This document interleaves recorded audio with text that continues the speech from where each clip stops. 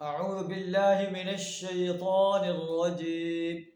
بسم الله الرحمن الرحيم. أم حسبت أن أصحاب الكهف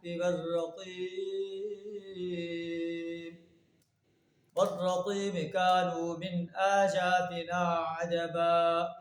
صدق اللہ العظیم. سورہ الکہف آیت نمبر 9 آپ کے سامنے تلاوت کی ہے، جس کا ترجمہ کچھ اس طرح ہے: ام حسبتا، کیا آپ سمجھتے ہیں کہ ان اصحاب الکہف والرقیم، غار اور کتبے والے، کانوا من آیاتنا عجبا، ہماری کوئی بڑی عجیب نشانوں میں سے تھے.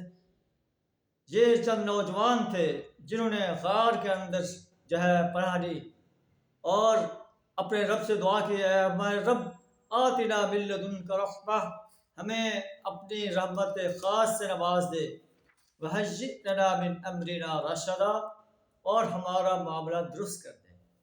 یہ چند نوجوان تھے جو اللہ پر یقین رکھتے تھے، اللہ کی وحدانیت پر یقین رکھتے تھے. انہوں نے اپنے ایمان کو بچانے کے لیے غار میں پناہ لی.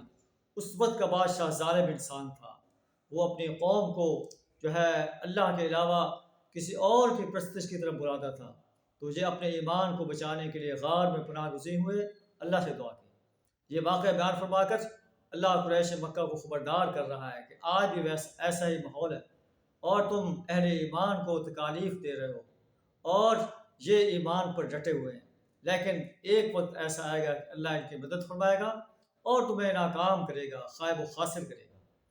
انہوں نے دعا کی، اے ہمارے رب، آتنا من لدنک رحمہ، ہمیں اپنی رحمت خاص سے نواز، وہیئ لنا من امرنا رشدا، ہمارا معاملہ درست کر دے.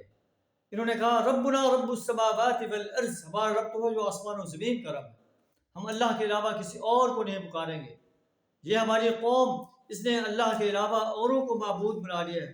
لولا یأتون علیہم بسلطان بین، یہ کیوں واضح دلیل کیوں نہیں لاتے اس پر؟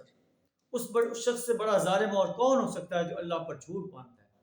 یہ نوجوان دین کو بچانے کے لیے غار میں پناہ گزین ہوئے، اللہ نے ان کی مدد کی.